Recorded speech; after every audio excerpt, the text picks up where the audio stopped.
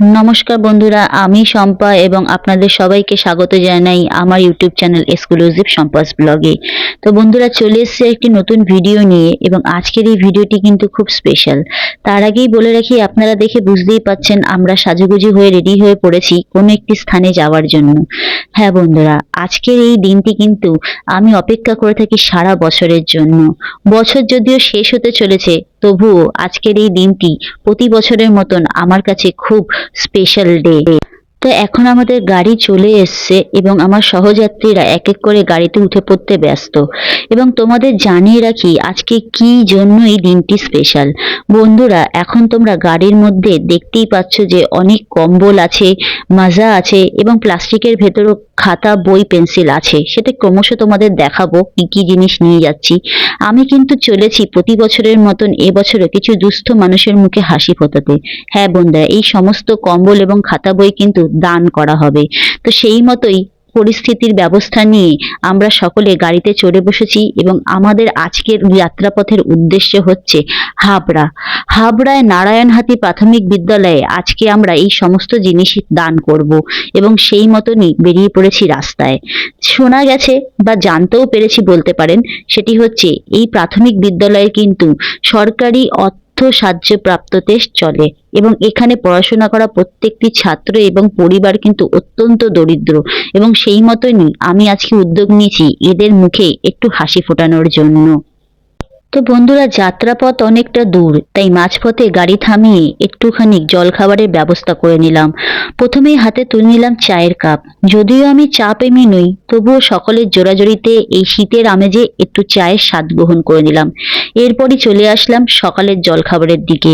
আমাদের জলখাবারের মধ্যে ছিল গরম গরম রুমালি রুটি এবং তড়কা, সঙ্গে এক টুকরো পেঁয়াজ। সকালের খাবারটা কিন্তু বেশ জমিয়ে হয়ে গেল এই যাত্রাপথের মাঝখানে। এখন কিন্তু আমরা শহরের সীমানা ছেড়ে পৌঁছে গেছি গ্রামের প্রান্তে। গ্রামের একোবেকো পথ এবং সোদামাটির গন্ধকে সঙ্গে নিয়ে আমরা এখন প্রায় কাছাকাছি উদ্দেশ্যস্থলের দিকে এবং সেই সঙ্গে দেখতে পেলাম গ্রামের দুপাশে রাস্তা ধরে চাষ হচ্ছে নানা রকমের ফুল এবং শাকসবজির। অবশেষে আমরা পৌঁছে গেছি নারায়ণহাটি প্রাথমিক বিদ্যালয়ে এবং এখানে পৌঁছেই দেখলাম এখানকার পড়ুয়ারা আমাদের জন্য অপেক্ষারত। সবাই ছুটে আসছে এবং সবাই খুব আনন্দ মনে রয়েছে এবং অপেক্ষারত রয়েছে কখন তাদের হাতে তাদের গিফট তুলে দেব। এবং এই দিকেও আমি ব্যস্ত হয়ে পড়লাম তাদের জন্য আনা যে সামগ্রীগুলো ছিল সেগুলোকে সাজিয়ে তোলার জন্য। সেই সঙ্গে সঙ্গে আমার বোন এবং পরিবারও আমাকে সাহায্য করলো এই সমস্ত কার্যগুলোকে সম্পাদন করার জন্য।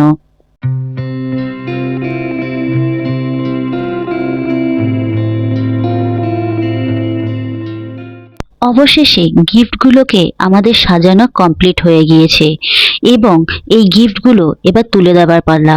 সেই সঙ্গেই সাজিয়ে নেওয়া হয়েছে এখানে আনা কম্বলগুলো, যেগুলো তুলে দেওয়া হবে কিছু দুস্থ পরিবারের মানুষের হাতে।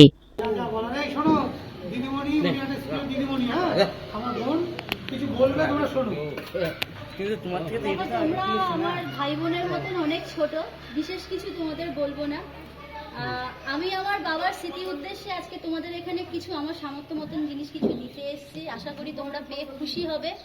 তোমরা ভালো করে পড়াশোনা করো, অনেক উন্নতি করো, এই প্রার্থনাই করছি। আর সুস্থ থাকো, ভালো থাকো এবং স্কুলের নাম উজ্জ্বল করো। ঠিক আছে? আমার সঙ্গে আজকে আমার পরিবার এসছে, তোমাদের হাতে কিছু গিফট তুলে দেবে, তোমরা সেটা আনন্দ মনে গ্রহণ করো। ঠিক আছে? ঠিক আছে, কি বললাম ওরকম কি নাম? দিদিমণি শম্পা দাস, মনে থাকবে তো? বাড়িকে বলবো যে একটা দিদিমণি এসেছিলেন, তিনি দিয়েছি। এবং এর সাথে সাথেই শুরু হয়ে গেল আজকে আমাদের অনুষ্ঠান প্রক্রিয়া। বাচ্চাগুলোর মুখে একটু হাসি ফোটাতে পারছি, এটাই আমার কাছে অনেক। আমার সামর্থ্য নিতান্তই কম, কিন্তু তবুও চেষ্টা করলাম কিছু পরিবারের পাশে দাঁড়ানোর, কিছু স্কুলের কচিকাঁচার পাশে দাঁড়ানোর। আপনাদের কাছে আমার অনুরোধ, আপনারাও আমার জন্য ঈশ্বরের কাছে প্রার্থনা করবেন যেন ভবিষ্যতে এই কাজ আমি আরো ভালোভাবে করে যেতে পারি। বন্ধুরা, আপনাদেরকে একটি বিষয় জানাতে চাই, আমি এখানে এইসব কার্য করে কোনো মহৎ হওয়ার চেষ্টা করছি না। অনেকেই হয়তো এই ভিডিও দেখে বলবেন যে এই ভিডিও করার দরকার কি ছিল। এই ভিডিওটি করার দরকার একটিই কারণ, কারণ আমার মতন যারা এই কার্য করতে চায় তারা যাতে আমার সঙ্গে এগিয়ে আসতে পারে, তাই এই ভিডিওটি করার উদ্দেশ্য। আপনাদের জানিয়ে রাখি যে আমার হয়তো এই পড়ুয়াদের হাতে এই সামগ্রী তুলে দেওয়ার মতন সামর্থ্য খুবই কম ছিল, তবুও চেষ্টা করলাম এদেরকে দুটো করে খাতা, একটি পেন্সিল বক্স এবং পেন্সিল বক্সের ভেতরে সামগ্রী মানে একটি পেন্সিল, দুটো পেন, একটি স্কেল, একটি রাবার এবং একটি শার্পনার এবং সেই সঙ্গে একটু খাবার মানে একটা পানীয় মাজা তুলে দিলাম। এবং যে কম্বলগুলো আনা হয়েছে সেই কম্বলগুলো এই পড়ুয়াদেরই পরিবারের মধ্যে যারা অত্যন্ত দুস্থ তাদের হাতে তুলে দেওয়া হবে। ভিডিওটি সম্পূর্ণ দেখবেন, আশা করি আপনারা সমস্ত বিষয়টি বুঝতে পারবেন।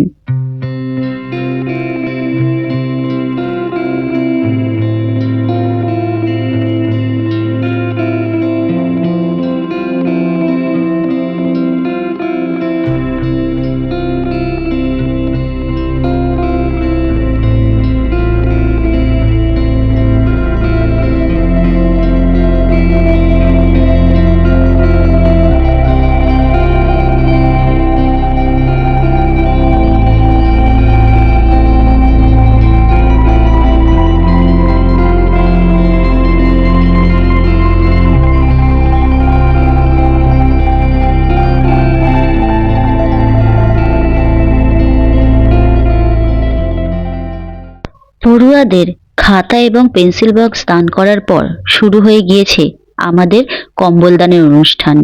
পরিবারের একজন করে ব্যক্তিকে একটি করে কম্বল দান আমরা দেওয়া শুরু করে দিয়েছি এবং সেই ভিডিওই তুলে ধরছি আপনাদের সামনে। আপনারা কিন্তু অবশ্যই আমার জন্য ঠাকুরের কাছে প্রার্থনা করবেন বন্ধুরা, যাতে এই অনুষ্ঠান আগামী দিনে আরো ভালোভাবে এবং আরো বড়ভাবে সুসম্পন্ন করতে পারি।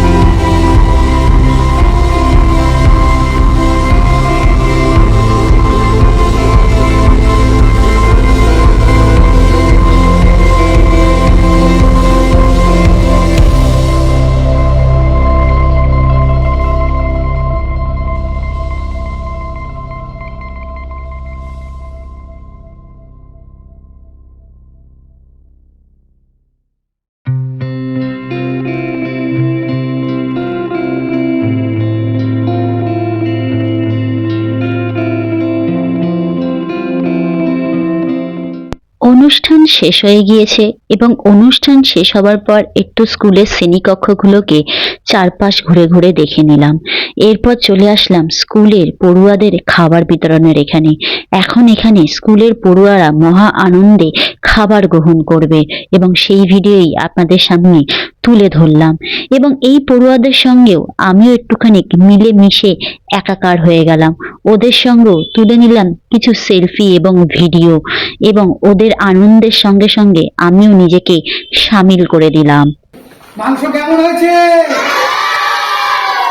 আজকে দিনের কথা মনে থাকবে তো? ঠিক আছে।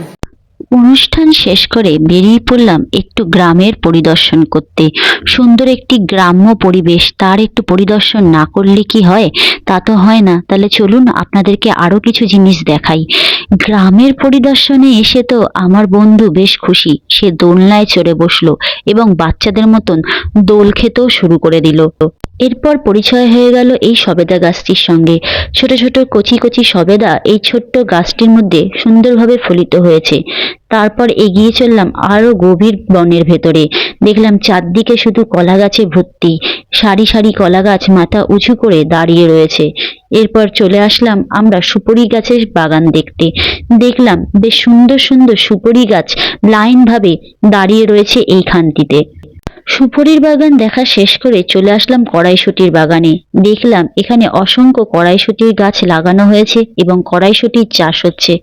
তারপরই চোখে পড়ে গেল এই পরিবেশ বন্ধুটির দিকে। দেখলাম ইনি মাটিতে বেশ সুন্দরভাবে শুয়ে রয়েছে। তারপর চলে আসলাম লাউ বাগানের দিকে। এই লাউ দেখুন কি সুন্দর এখানে ফলিত হয়েছে এবং মাচার উপর কি সুন্দরভাবে এখানে লাউ গাছের চাষ চলছে। তারপরে আমাদের নিয়ে আসা হলো গাজরের খেতে। এখানে দেখুন অসংখ্য গাজর চাষ হচ্ছে এবং সঙ্গে সঙ্গে একটি গাজরও আমাদের এখান থেকে তুলে দেখিয়ে দেওয়া হলো। দেখুন কি সুন্দর এই গাজর গাছটি। আর সর্ষে ক্ষেতের সঙ্গে কার না পরিচিত, হলুদ হলুদ সর্ষে ফুল সবুজের মধ্যে উকি মারছে, তা তো সবারই পরিচয় রয়েছে। তো বন্ধুরা, আজকে আমি আমার এই ভিডিও এখানেই শেষ করছি। দেখা হবে পরবর্তী কোনো নতুন ভিডিও নিয়ে। ততক্ষণের জন্য সবাই সুস্থ থাকবেন, ভালো থাকবেন এবং আমার ভিডিওটি ভালো লেগে থাকলে চ্যানেলটিকে সাবস্ক্রাইব করতে ভুলবেন না। আপনাদের সকলের সহযোগিতা আমার একান্ত কাম্য। তাই আজকের এই ভিডিওর জন্য সবাইকে জানাচ্ছি বিদায় বন্ধু। দেখা হবে পরবর্তী নতুন কোনো ব্লগ নিয়ে।